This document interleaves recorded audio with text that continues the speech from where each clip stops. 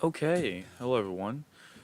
This is day two of the SpaceX Starship stream. Launch window starts at about 8:45, so it's about now is when launch window is supposed to start.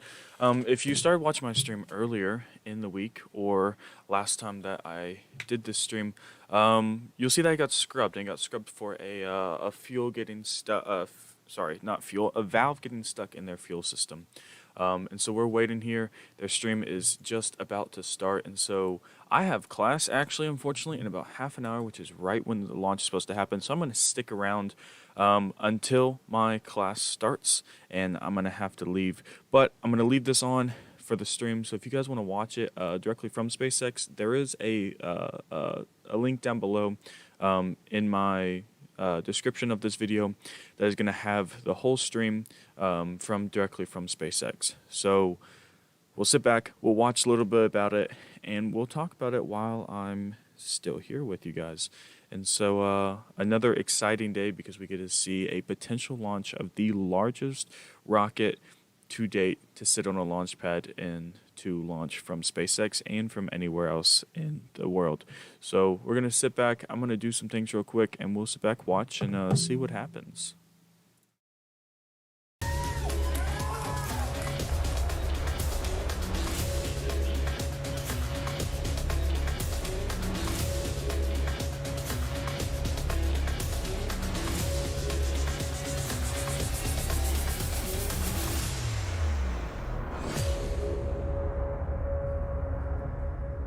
Good morning. On your screen is a live view of Starship as it awaits its second attempt at our first ever integrated flight test from Starbase, Texas.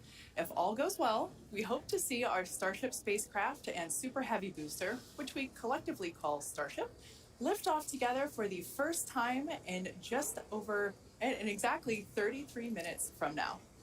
Thanks for tuning in. I'm Kate Tice, Quality Systems Engineering Manager here at SpaceX headquarters in Hawthorne, California. And I'm Shiva Bharadwaj, a space operations engineer here at SpaceX. Now, if you've been following along, you'll know that we stood down from our initial launch attempt on Monday, and that was due to a frozen pressurization valve on the Super Heavy booster. SpaceX teams investigated the issue and determined that this valve had some moisture in it, which caused the valve to freeze up when we were loading super chilled liquid oxygen into the booster. Now, these valves are super important because we actually need a pressurant to go back into the tank as we consume propellant, and we actually use a pressurant that comes from the Raptor engines. It's heated down there and then put back in the tank.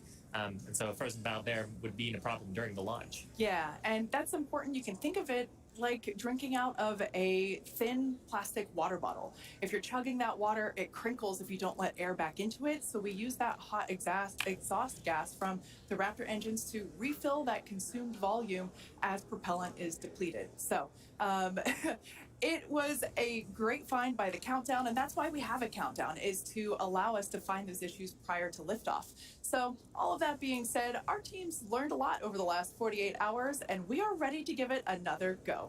As many of you know, Starship is the latest and largest vehicle developed to date by SpaceX. It will be the world's most powerful launch vehicle once fully developed and have twice the thrust of the Saturn V rocket. But the key breakthrough with Starship is that it will be fully reusable and capable of carrying up to 150 metric tons of payload to orbit in a reusable configuration and up to 250 metric tons when expendable. Now, for context, Falcon 9 is only partially reusable. We recovered the largest part of the rocket, that's called the first stage, but we don't recover the second stage. And Falcon 9's heaviest payload to date is just over 17 metric tons. So 150 to 250 metric tons on Starship is an order of magnitude greater in terms of the payload capacity.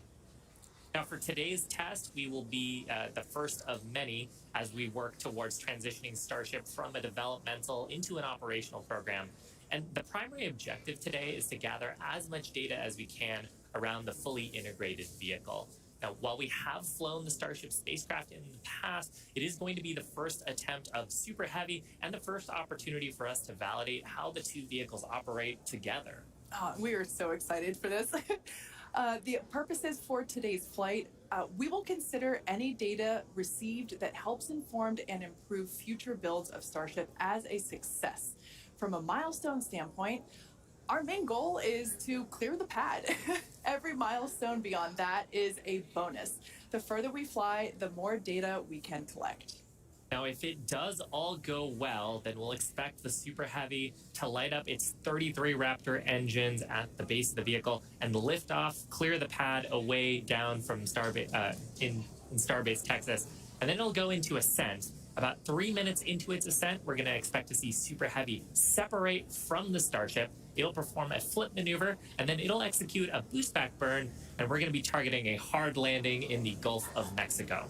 And while that's happening, we hope to see Starship's 6 second stage engines ignite and watch as Starship coasts for about an hour at altitudes ranging between 150 and 250 kilometers before re-entering Earth's atmosphere and make its own hard landing in the Pacific Ocean about 250-ish kilometers offshore. Now, we are not really expecting many camera views after separation. That is to say, if we even make it that far. But we do promise that whatever views we do have, we will bring them to you live. Yep.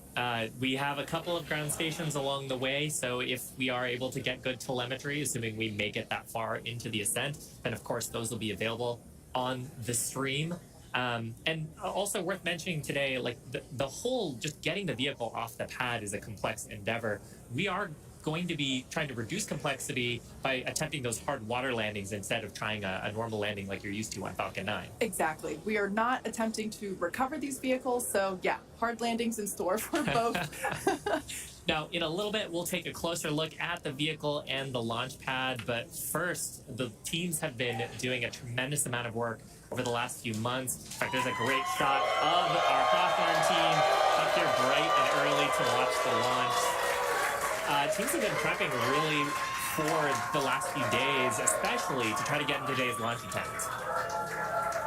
And here you can see a live view of the South Padre Amphitheater where both SpaceX employees, friends and family, and members of the public are gathering to watch Starship lift off. And we can see the crowds are gathering there as well.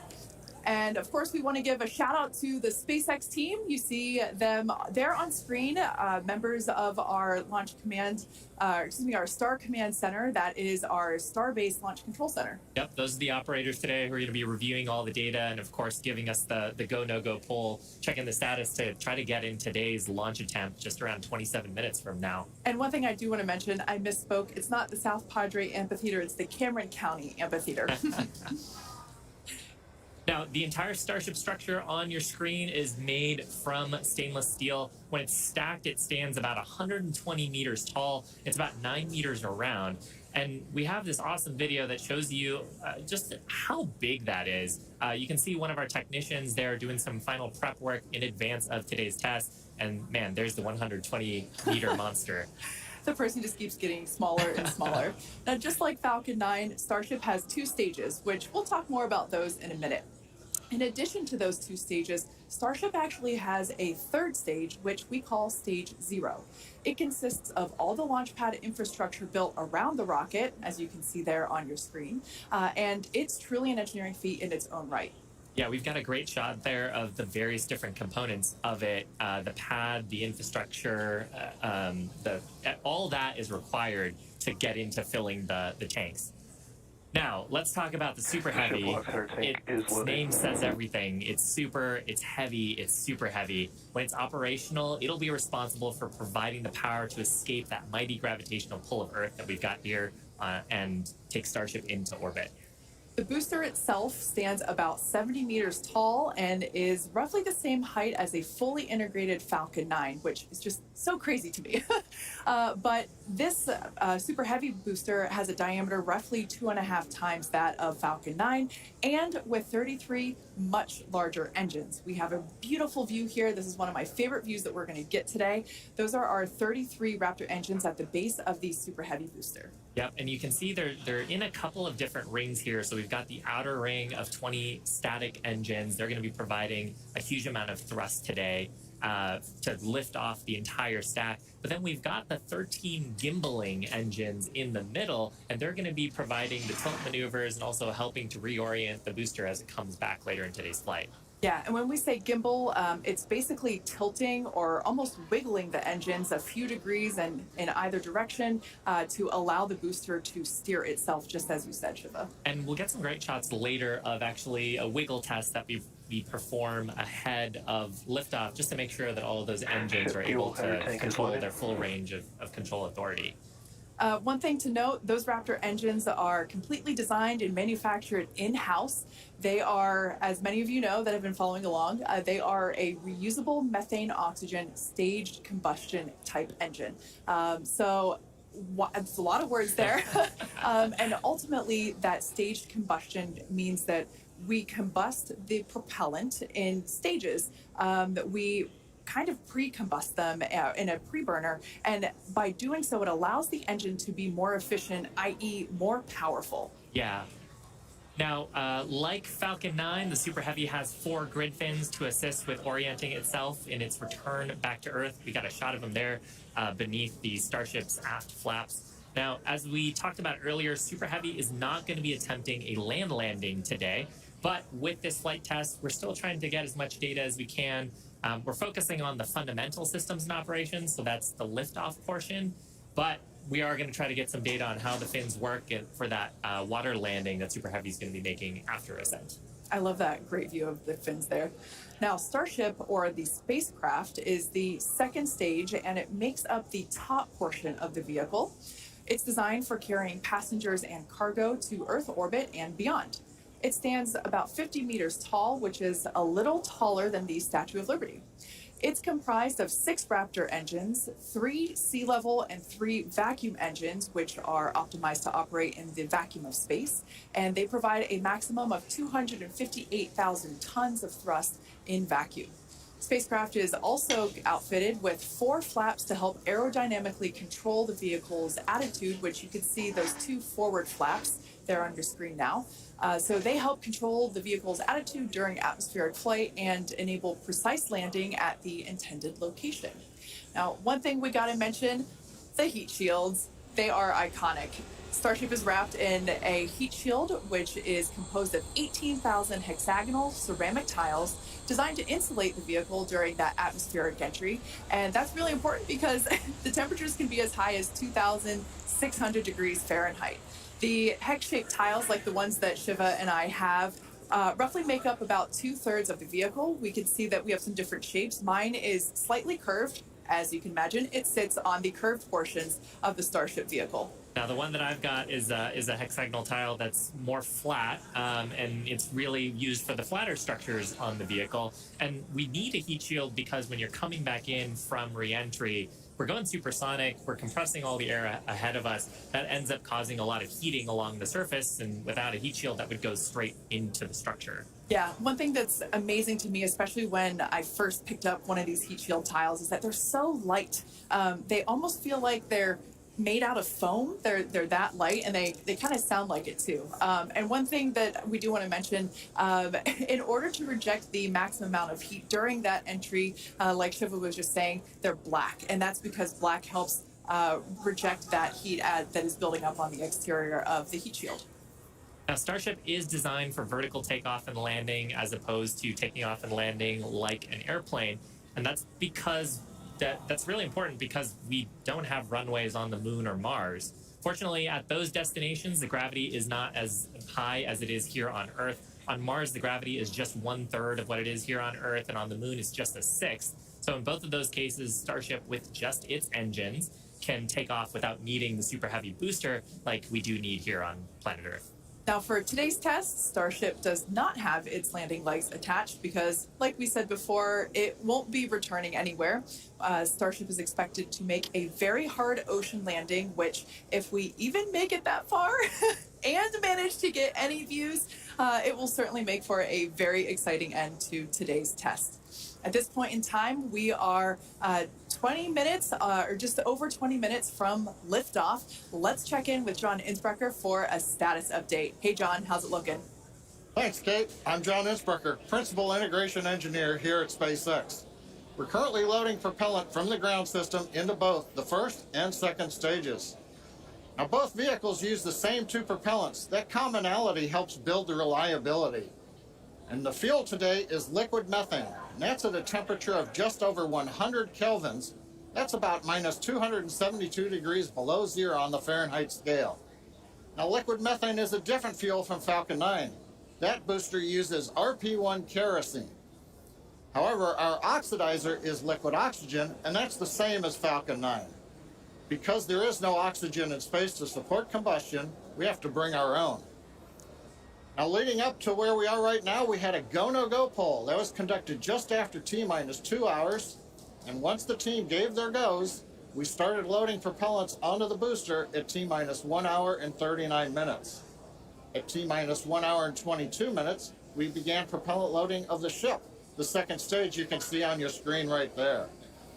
Now, propellant loading of the Starship's second stage main tanks completed at about the T-minus 27-minute mark, at which time we then began loading the two header tanks in the nose of the second stage. Now, at T-minus 3 minutes, when the first stage super heavy propellant loading completes, that means we'll have all the propellant on the rocket, and the vehicle will be fully loaded with over 10 million pounds of propellant. Now, right now, at T-minus 19 minutes and counting from liftoff, the weather and winds are looking good. We have been watching the ground level winds. They're at 18 miles an hour. As the morning continues, they will increase, but that is below our limits right now. We're also looking at upper altitude winds. We're waiting for one more balloon, but we believe that we're going to be go. On the launch vehicle itself, the teams, the good news, they're not working any issues right now. But if for some reason we do not make our test flight today, if we have to hold, we have a backup launch window. However, we're not sure when it would be. It could be 24 or 48 hours after today. It'll depend on how far we get into the countdown. But right now, heading for a T0 at 8:28 Central, 13:28 Universal Time. Kate, everything is looking good. Awesome news. Now, in order to make life multiplanetary, we need a fully reusable vehicle that's capable of carrying a huge amount of cargo and a lot of people to orbit and have a pretty quick turnaround. The idea is to effectively reuse launch vehicles just like airplanes. Yeah, imagine if you had to wait for a new airplane to be constructed every time you wanted to fly. You'd rarely go anywhere, and for most of us, it would be completely unaffordable. In order for us to get to Mars and back with lots of people, lots of cargo, multiple times, reusability really is a must. In advance of our first missions to Mars, Starship will execute a number of missions with both cargo and people, starting with Earth orbit and eventually expanding to the Moon and beyond. Now, in the near term and a bit closer to home, Starship will also be critical to other programs. Once fully operational, it'll deliver the full-size and upgraded version of our Starlink satellites, and that's super exciting because our next-generation satellites represent a step forward in Starlink's capabilities and will allow us to connect millions of more people around the world with high-speed internet to watch launch webcasts. Such an exciting future ahead of us, but first, let's talk a little about how we got to where we are today. Now, Starship's testing ramped up in July of 2019 with our Starhopper prototype, sort of a short version of the Starship that we see today. There's a great photo of it. It was just over 18 meters tall. It had a single Raptor engine, and we had it to test fly and perform low-level altitude maneuvers and attempt landing. The initial test flight, or hop, reached about 20 meters in altitude. That was followed by the one that you've got on your screen here. This was our 150-meter altitude hop.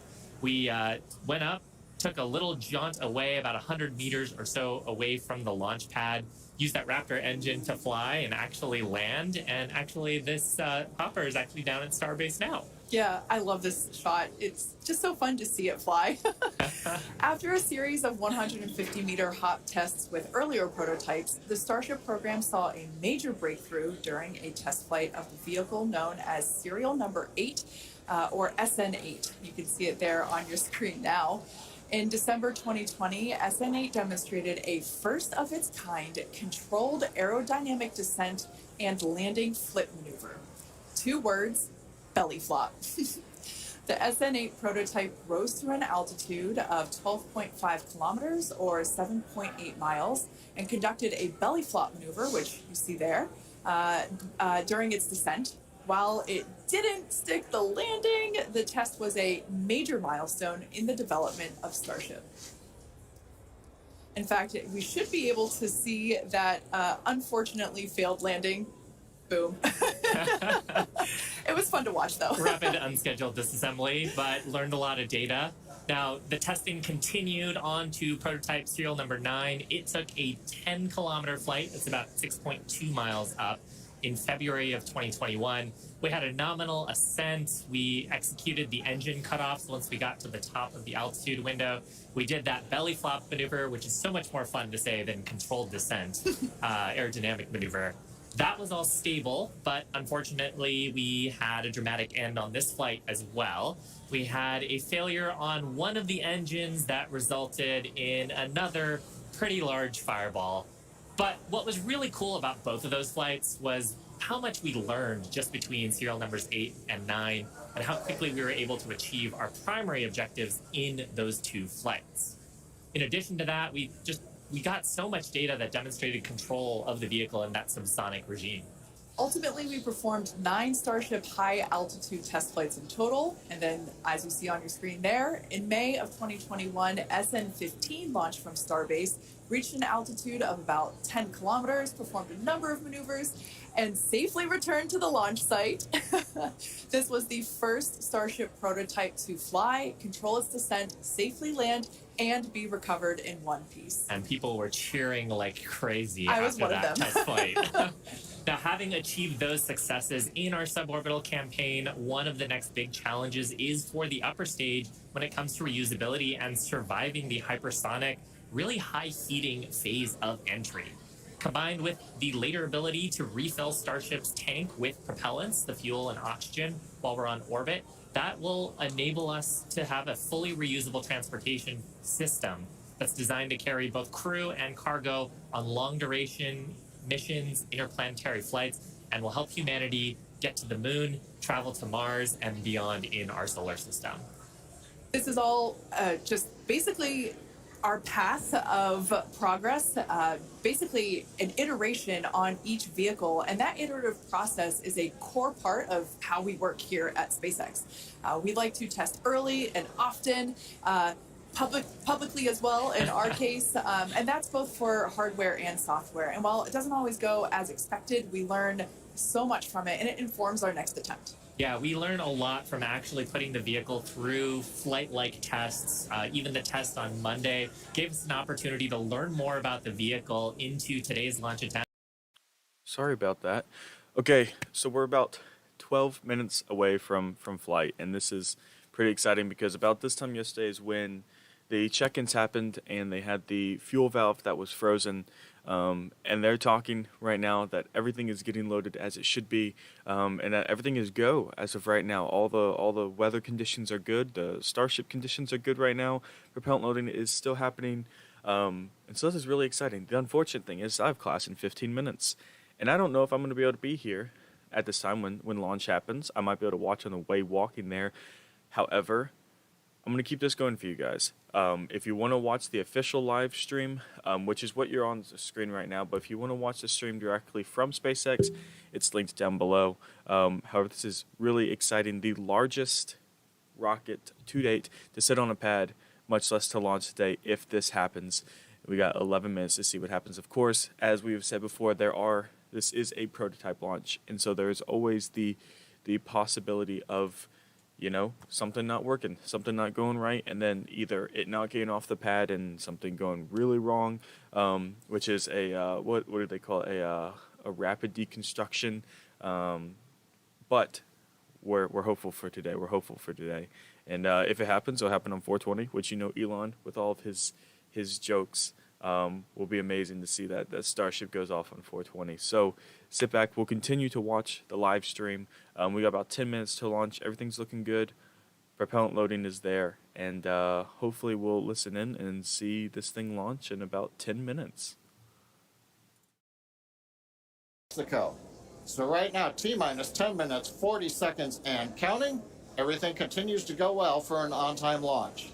Now, today's test flight is taking place out of our Starbase facility in South Texas, and that test site has gone through a huge amount of development over the last couple of years.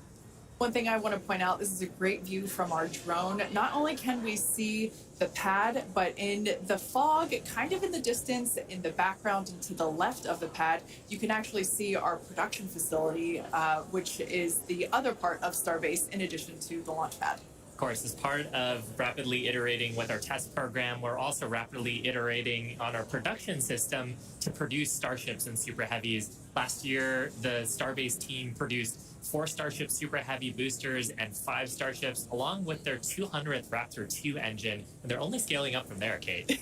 Yeah, it's incredible to think that for 2023, production has 5 boosters and 8 Starships going. So it's incredible. And it's important to have that system fill in basically the manufacturing line so that we have product ready to go as soon as we're done with this test.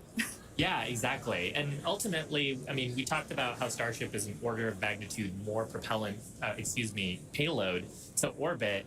But if you're going to go set up a base on the moon or Mars, you're going to need thousands of metric tons of propellants. And so you're going to need a fleet of vehicles that's capable of doing that. Yeah, one thing to note, Starbase directly employs more than 1,800 employees. It's the largest employer in the area, in fact. And we're very thankful to Cameron County for being so supportive. This is a view from the Cameron County Amphitheater. And there's a crowd there, and you can tell by the energy here in Hawthorne as well that everyone's getting really exciting. I feel my own heart rate going up and up. I know. It must be really, really exciting to go see this. And I mean, just the sheer amount of power on Starship, you're going to feel it down there when this thing lifts off from the pad. We've actually got a great shot here of the natural surroundings around the pad. Oddly enough, most of the pads end up being around sort of wild locations like this. But coming up on T-minus 8 minutes, I think it's another good time for check-in with John. Thank you, Shiva. T-minus just over 8 minutes to the first test flight of Starship. Currently, we are pressurizing second stage. We are also closing out liquid oxygen and fuel header loads on the second stage. We're also getting ready for propellant load tank pressurization on the first stage. In fact, we are just now closing out header tank load on the second stage.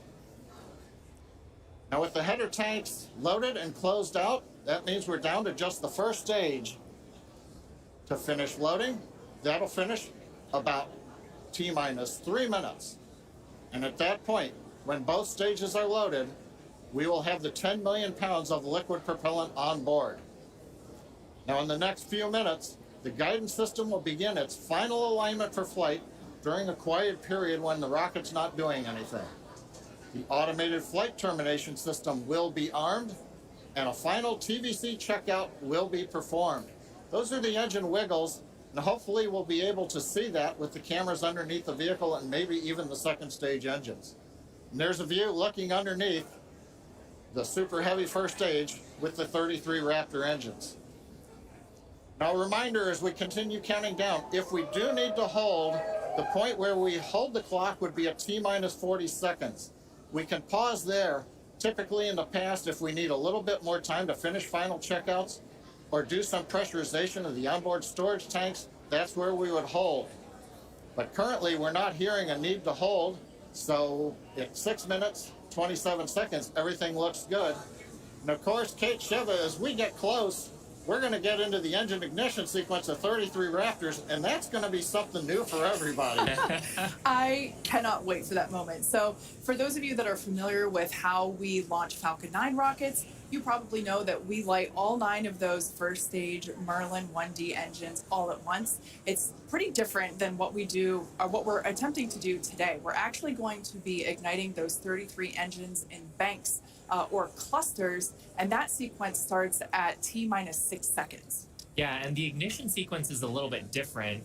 Both in terms of the timing and also the ignition method. So on Falcon 9, we use a chemical called T-Tab. It's a pyrophoric material, so that means when you mix the two together, it produces a flame that kicks off that green characteristic spark on Falcon 9 missions. But actually on Starship, we use electrical ignition systems. Many of those are integrated on the ground system here.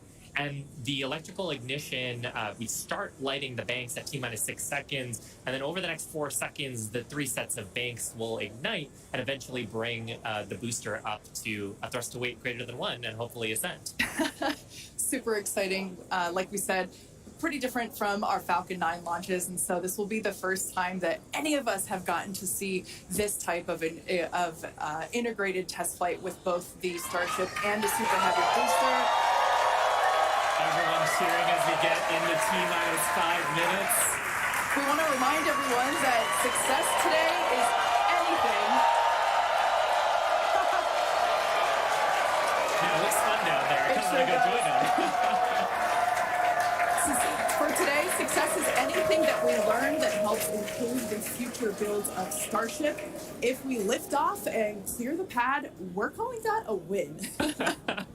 A great shot of the pad there. A great shot of the quick disconnect on the second stage. You can see the frost line on the booster where that methane is fully topped up. I think we're just coming up on the last few minutes here of propellant fill on the booster. Now that quick disconnect is going to separate away as we actually get into the ignition sequence, but it's providing electrical connections now and also providing the propellants that we're loading into the vehicle. Yeah. We're just now under 4 minutes until liftoff of the Starship flight test.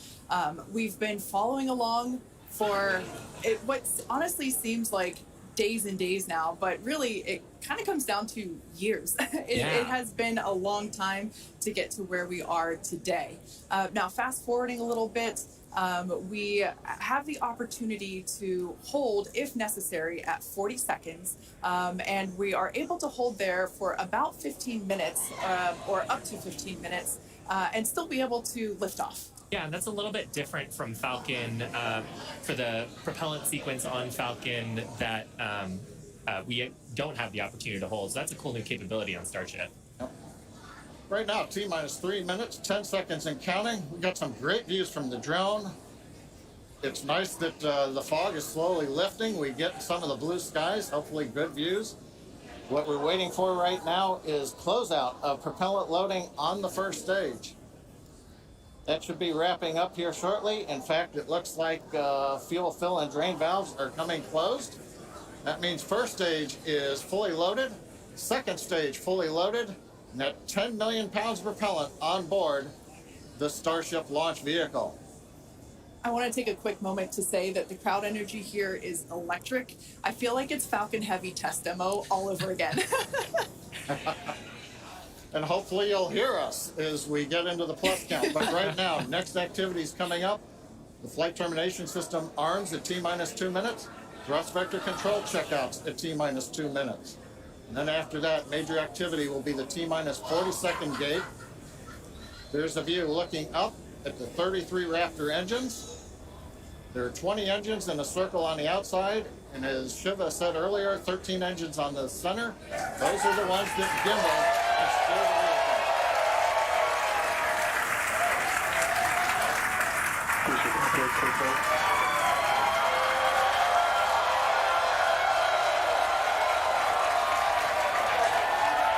I don't think I've ever seen someone so excited for TBC wiggles. Love this view. These are the 33 Raptor engines at the base of the Super Heavy booster. I think we can see those wiggles now. We're currently inside 90 seconds. Next major activity, T-minus 40 seconds. That is a gate, a decision point. We're waiting. Possibility the propulsion team may need a few minutes. Flight termination system is armed for flight. We're getting ready for T-minus 1 minute and counting. No, T-minus 1 minute counting.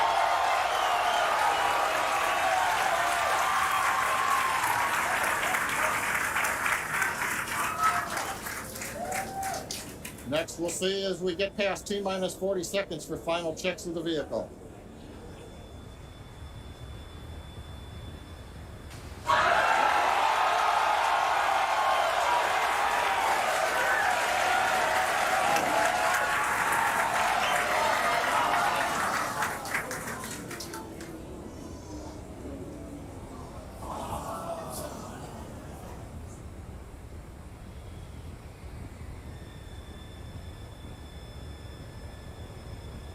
Okay, you can see the clock is recycled.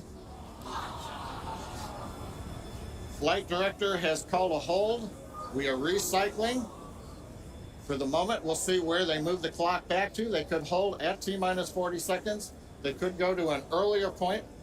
Give us a minute to listen into the nets, and we'll see if we can get you more information to share.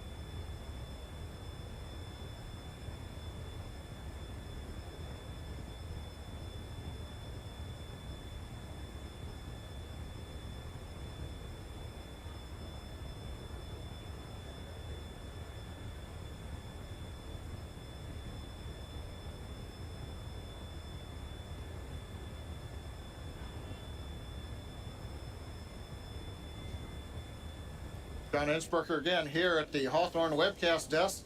We're holding a T-minus 40 seconds. What we've heard so far is we have a couple of issues we're working. One is the booster tank pressurization. Final pressurization was just a little bit long. That's not unusual. We've held at T-minus 40 seconds before to pressurize. That appears to have been resolved. At the same time on the second stage, they're working some final purging. We should know very shortly if that is cleared and if we'll continue the countdown. Everyone, especially that person, is excited to keep going. Like John said, we should know shortly if we are able to continue. But as we mentioned before, we are able to hold up to 15 minutes and still be able to lift off today. Yeah, on Falcon 9, it's a little bit different. Once we start propellant loading, we pretty much have to go at the targeted time. Otherwise, the propellants can warm up and we may not have the performance for that particular mission profile. It's a little bit different on Starship. Folks, if I can interrupt, yeah, it looks like they're clearing all the flags, and we're going to release at T-minus 40 seconds. That is amazing news. Amazing.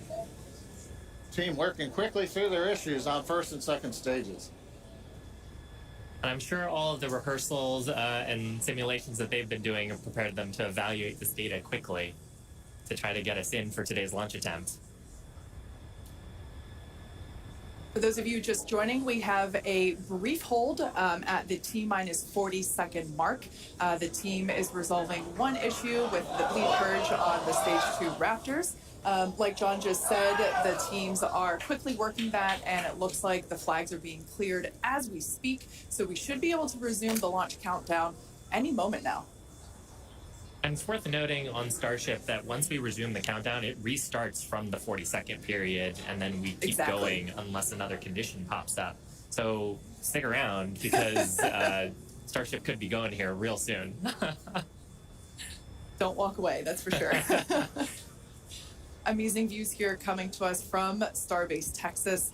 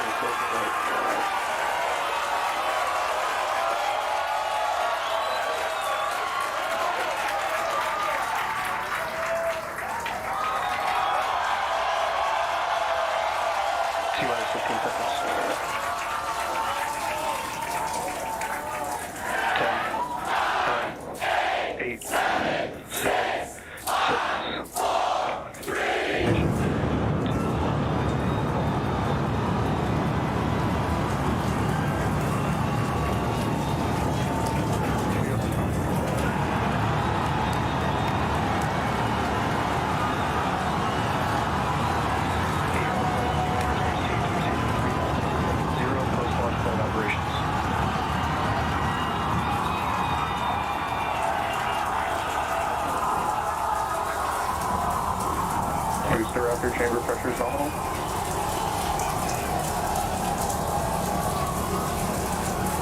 Plus 43 seconds into the test flight of the inaugural Starship vehicle. Tower clear, we're into pitch over. Propulsion reports first stage engines nominal. What a sight from the ground cameras at Starbase. We're flying at twice the thrust of the Saturn V heading to space. Acquisition signal, Surface 50. We're throttled down and throttled back up. Going through the period of maximum aerodynamic pressure.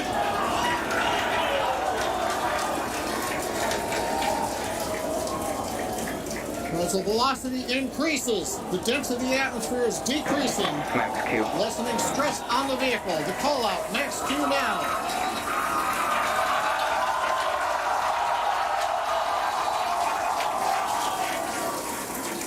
Continuing to watch the first stage as we head downrange.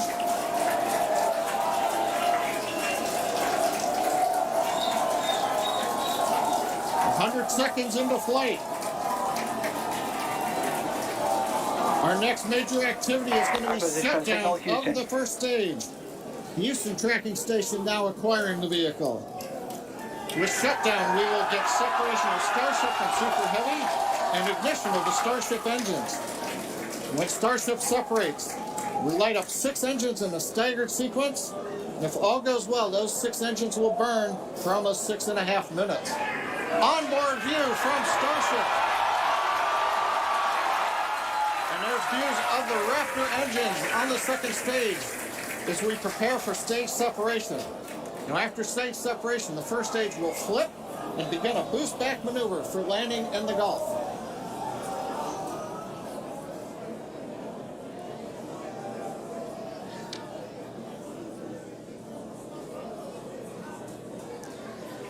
Continuing to fly, 2 minutes 40 seconds. Let's get ready for main engine cutoff. Restriction cutoff. Beginning the flip for stage separation.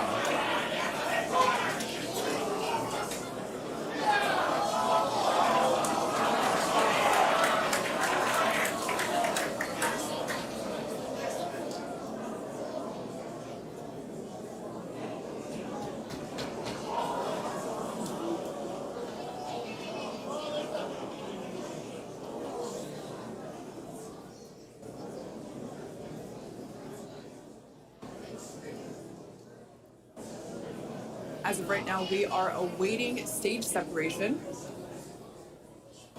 where Starship should separate from the Super Heavy booster. Yeah, Kate, right now it looks like we saw the start of the flip, but obviously we're seeing from the ground cameras the entire Starship stack continuing to rotate. We should have had separation by now. Obviously, this is does not appear to be a nominal situation. Yeah, it does appear to be spinning, but I do want to remind everyone that Everything after clearing the tower was icing on the cake.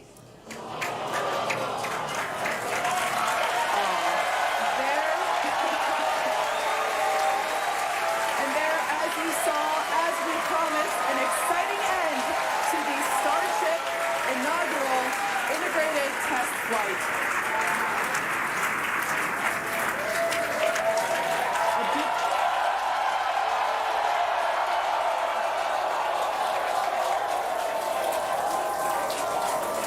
Everyone here absolutely pumped to clear the pad and make it this far into the test flight, the first integrated flight of the booster and the Starship vehicle. Live view there of our control center at Starbase, which we refer to as Star Command. As we said before, obviously we wanted to make it all the way through, but to get this far, honestly, is amazing. Well, if you're just joining us, Starship just experienced what we call a rapid unscheduled disassembly, or a RUD, during ascent.